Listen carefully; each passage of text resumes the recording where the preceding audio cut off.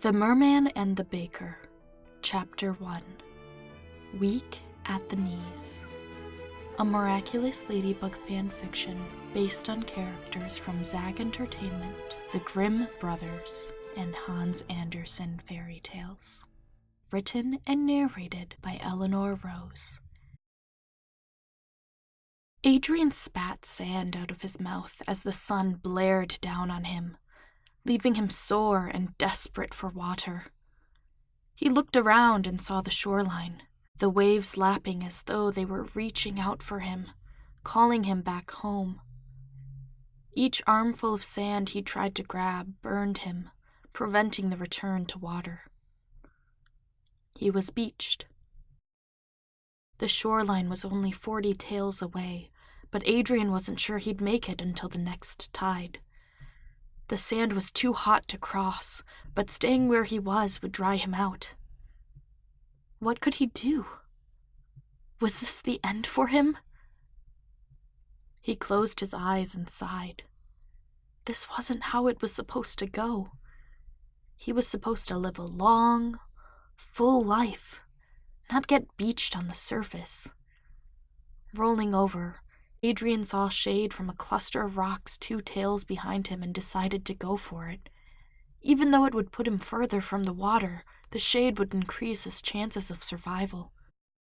Elbows rough and throbbing from dragging himself to shelter, Adrien pressed his back to a cold rock, grateful to be out of the sun. He shuffled through his memory, trying to figure out why he was beached in the first place. Why was he so close to the surface anyway? He never traveled anywhere near there. Get out of here, you big fish! He jumped at the voice. Who was there? Adrien couldn't see anyone, but that only heightened his senses. Hello? He called out, scared of what would answer him.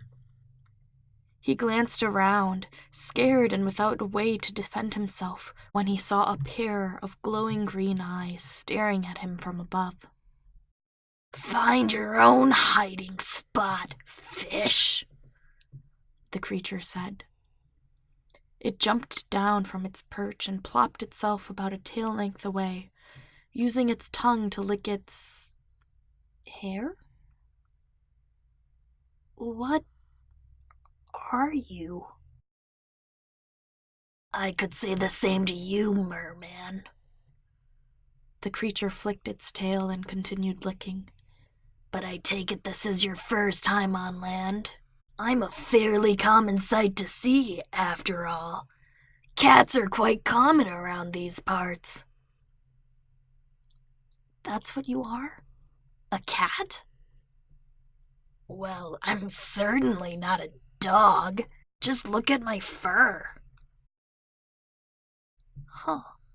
So, cats can talk to merfolk then?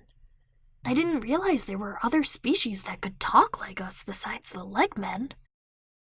Nah. I bit a baby sea witch once thinking she was dinner, and ever since then, I've been able to talk to every species I've come across, except for humans. It's very handy. Wow. That's useful. So how'd you get beached, fish? Adrien. My name is Adrien, and I don't know. Well, Adrien, if you stay here, you'll die. Your kind can't live out of water for long. The cat was right. I can't cross that sand. I'll dry out before I ever make it to the sea. He was quiet for a moment, pausing from the task of licking its black hair to think. I can make you a deal, it finally said. If I can get you a pair of legs, then you have to get something for me. Get me a pair of legs? What do you mean? Adrien cocked his head to the side in curiosity. A miraculous dummy. A miraculous? What about a miraculous? For you to eat, of course. Why would I eat a miraculous? To give you legs. Don't you know what I'm talking about? What sea are you from? The Red Sea. The cat laughed at his answer. You're a long way from home, then. This is the coast of the Atlantic Ocean. But it makes sense. Merfolk from the Red Sea missed King Triton's grand collection. Adrien froze. The Atlantic Ocean? That meant trouble. How did he get here?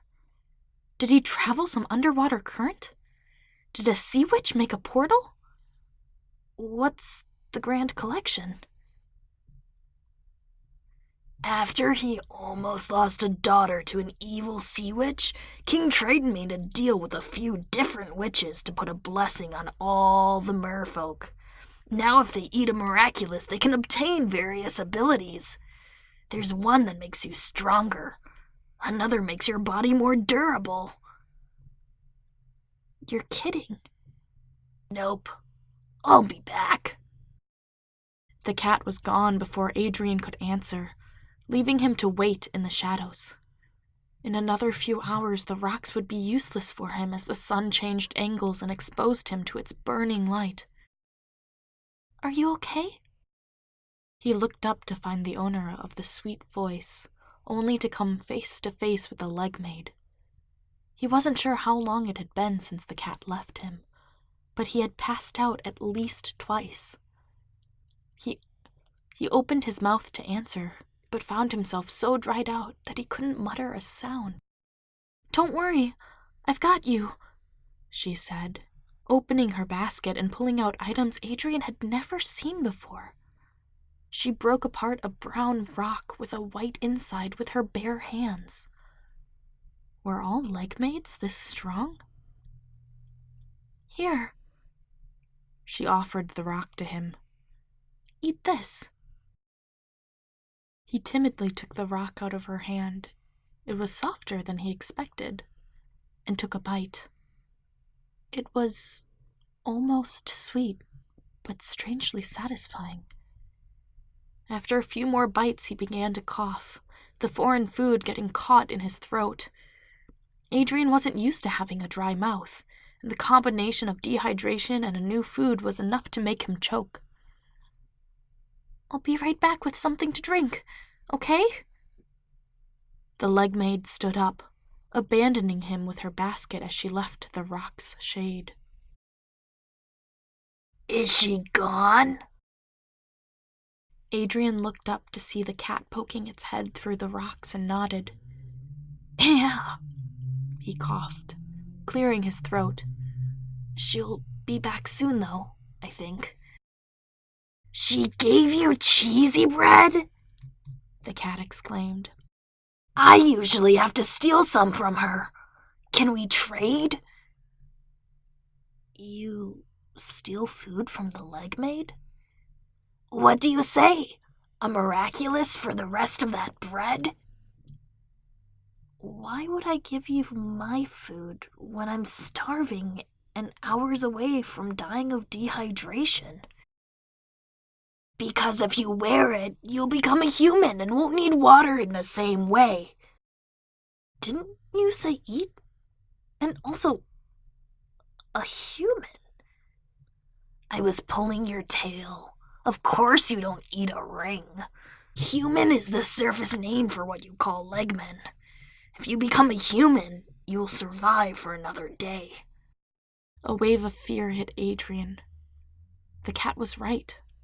His energy was depleted, and if the legmaid, human, didn't come back soon, he'd be dead. Okay. The cat grinned and disappeared behind the rock, returning with a ring to drop beside him. Adrien tossed at the bread and picked up the silver ring, skeptical that it would work. He didn't want to look like an idiot, but what choice did he have? He slid on the miraculous. A searing pain shot through him, an unknown force splitting him in two. Adrien never felt anything like it, but he would give anything to make it stop. After an eternity of burning, he heard a scream, snapping him back to reality. You're naked! He looked up to the legmaid, covering her face. Glancing down, relieved of the pain he experienced a few moments before, he saw a pair of legs where his tail used to be. That's new. He knew little of the human world, but recognized that being naked was taboo for some reason. In contrast, Adrien felt much better now. His mouth wasn't dry, and he wasn't dying from being out of the water. "Thank you," he began to say, but no noise came out. He tried again, and still nothing. He looked around for the cat, suddenly nowhere to be found. What was happening? He didn't have a voice? "It's okay. Don't push yourself," the legmaid said, kneeling down next to him and putting his arm around her. Bubbles of air escaped Adrien's throat, but, try as he might, he couldn't turn them into words. "Hey." Adrien turned his head to see the cat holding some cloth in his mouth. "Oh, Plag, I would normally lecture you, but you did something good for once. Here, let me have them." She took the cloth from the cat and stood Adrien up. He would have fallen over if his arm wasn't around her. He couldn't find his balance and leaned on her for support, her clothes assaulting him with some type of unusual but comforting sweet scent. "Step into this." Adrien tried to lift his new leg into the cloth and stumbled into her. He didn't know how to work his legs, much less stand on one at a time. "Careful now," she giggled. After a few moments of entanglement, Adrien was dressed, ready to learn how to walk. Walking wouldn't be the best way to describe it. After half an hour, he was waddling like a klutz, but it was most certainly an improvement. Adrien leaned on the legmaid, and they made their way to her home as the sun beamed down on him. He wasn't used to dry heat. It was an odd, uncomfortable sensation for him, and was just another stressor on this exhausting day. He knew better than to complain. This legmaid and cat saved his life, and there was too much he loved in the world to leave it behind just yet, despite the current, temporary pain.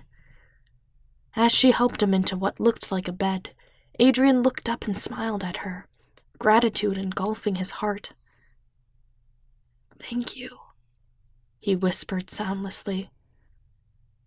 She chuckled, taking a moment to run her fingers through his hair as she smiled down at him. "You're welcome." And so ended the day the merman first met the baker's apprentice. Thank you so much for listening. The Merman and the Baker is scheduled to upload every Sunday. I'll catch you guys next week.